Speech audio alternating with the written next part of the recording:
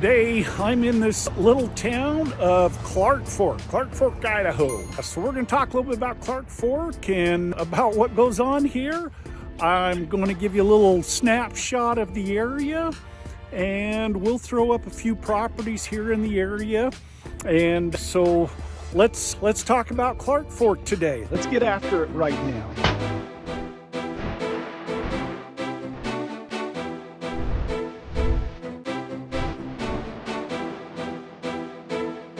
Hi, if this is your first time on the channel, go ahead and subscribe below. Tap the bell so you can be notified every time we talk about anything going on up here in the North Idaho area. We are talking to people every week just like you that have questions about the North Idaho area, and we try to bring some content every week about the beautiful Idaho area and what's going on up here. Talk a little bit about real estate and some of these different areas. Today, like I said, we are in Clark Fork, Idaho, and this is a quiet little town over here on the east shores of the Pend Oreille River, and of course it sits right next to the Clark Fork River. We're about 10 miles from the Montana border. This is just a small little town, mid 500 in population. They've got a high school, junior high over here behind me. You know, there's a few little grocery, maybe not grocery, but a few businesses here in town. So it's not a very big place. So if you were looking for probably more of that traditional Idaho feel, people say this is more like what Idaho was like 20-30 years ago. I don't know how true that was. That was kind of before my time up here, but this certainly has that small town charm. Homes in this area range from about 300,000 up to about 2 million, depending on what you're looking at, and we'll give you some ideas on that. And then, like I said, we'll throw up some drone shots so you can kind of get an idea of this beautiful area. I'm just in a little lot over here, so I'm trying to stay out of some of the traffic noise so that I can be heard. So you're probably not getting a very good idea, but I will throw up some, like I said, shots of the town. Not a very big town. You can get through it pretty quickly. Some of this traffic on its way over to Montana, I'm assuming.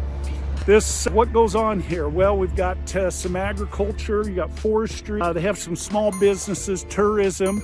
Mostly what you're going to see is camping, hunting, and fishing in this area. So I know you can raft the Clark Fork River, so they do get some tourism there. But beautiful area. The con is you're probably just too far away.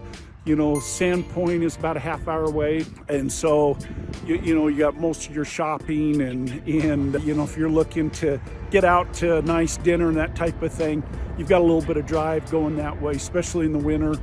But it's a beautiful drive because you run along the lake most of the way. But the positives here are, you can get some acreage, you can get into some property here at a little lower price point than you will in, say, Coeur d'Alene or Sandpoint. So kind of keep that in mind. If you are looking for privacy and you're looking for that small town feel, and you want to just have that fresh mountain air and look at beautiful pine trees, and you like to hunt and fish, this could be the place for you. So let's take a look. I'm going to throw up some different stuff here. We're going to give you an idea of what the real estate looks like here and give you a little better look at the town. And of course, if you got any questions, please give us a call, shoot us a text, leave a comment, give us a like and a comment if I've missed something in this area, if you got questions about it. But me and my team are always happy to help out in any way we can. We're never too busy for you. Let's take a look.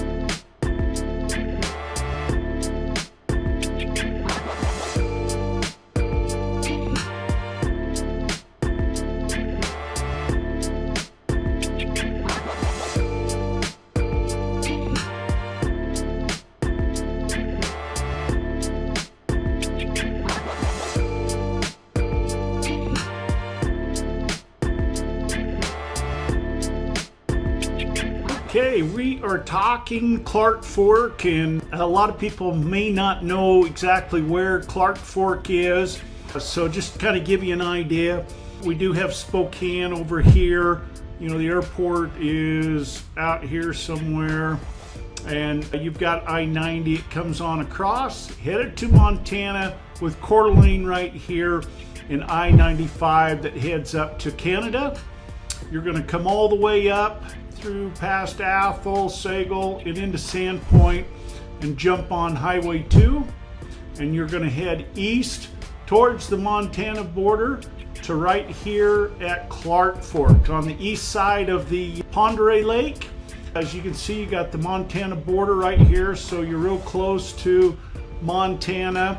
Just a beautiful, quiet little town over there that offers a lot of scenery. You've got the Clark Fork River, comes right across through here, and like I said, you are on the eastern shore area of Lake Pend Oreille, and you are about an hour and a half out of Coeur d'Alene, so it's a little bit of drive.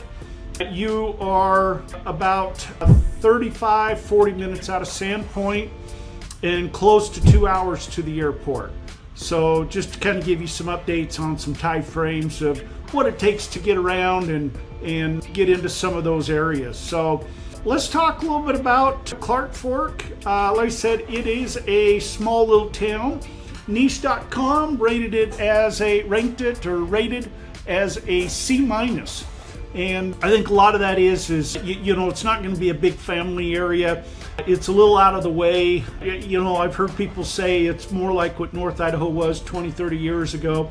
I don't know how true that is. I wasn't here back then, but I mean, it's just a beautiful, quiet little town. And you know, just some of these grades, public schools are ranked as a B.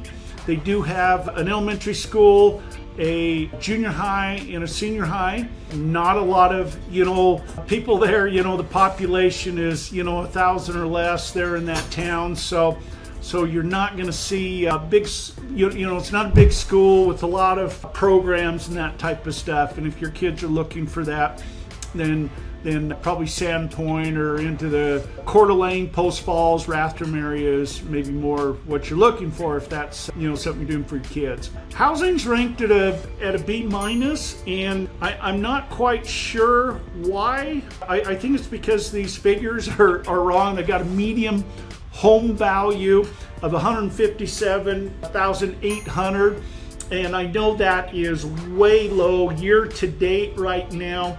Medium sales price is $520,665 with a average sales price of $635,788. And you know, for a small town area like this, that's some pretty big numbers, you know. Now you can get in there and find some properties that are on that lower spectrum. I'm not quite sure what rentals are in there. There's probably not a ton of rentals, but you know, I can't imagine you're going to be paying up in that range, you know, like you do in the Coeur d'Alene and Sandpoint areas where you just have a lot more people and there's a lot more amenities. So this medium rent could be, you know, closer to what, you know, we're supposed to be, but I couldn't really find some good information to back that up. But I think housing, this should probably be more like a C or C-, just because housing's really gone up, and of course anytime you got housing that goes up, property taxes go up and some of that type of stuff. Good for families. You know, they're showing it as a C+. There probably just is not a ton to do there for family. It's a quiet little town. You don't have a lot of family amenities, but if you're just looking for, you know, that quiet little town that offers, you know, the family values, then this may be the place you're looking for, you know, if you're not wanting to be in those bigger cities and you want more of that quiet life. So jobs, C-. You are not going to find a lot of jobs there. You know, there's a couple diners and I think a bar or two. I can't, you know, I didn't really see a lot. You know, there's just some basic stuff, you know, a hardware store, and there's just not a lot. As you see from the drone shot, you know, did a pretty quick pass through over the town. It's there's not a lot there, and so Like I said, the majority of the economy there is probably, it's going to be agriculture, forestry, and tourism. People come to hunt, fish, camp, raft the river, do some of those things, but so that's going to be more of what probably drives that economy there. And so, if you're starting out and looking for a job to work up into, this probably isn't going to offer what you're looking for. So let's look at the cost of living. I didn't even think to look at what gas was over there. There wasn't anything that surprised me, so it's probably pretty common with most of Idaho or North Idaho up here. But probably the biggest hit you're going to take with cost of living is probably the housing. So housing is tough everywhere up here, and so that's probably what's driving a lot of that. And if this grade was more accurate, would probably be more like a C- or maybe even a D, because of the cost of living. Going back to that housing, as I looked through, and I think I talked about, there was properties that started around that $56,000 or something like that for like a manufacturer or mobile home that's like in a park, versus all the way up to properties up around that $3 million range. And interesting enough, just this year, there's been close to 100 homes that have been sold at $900,000 and above. The majority of those were in that million to 1 million mark, but there were homes that over that 1.1 and over that 3 million. So that does help drive some of that average sales price, but also you get some of that pull on the other end when you've got a home for $56,000 or under $100,000, that's being calculated into that. So that, just know that, but that does help drive or some of that cost of living up.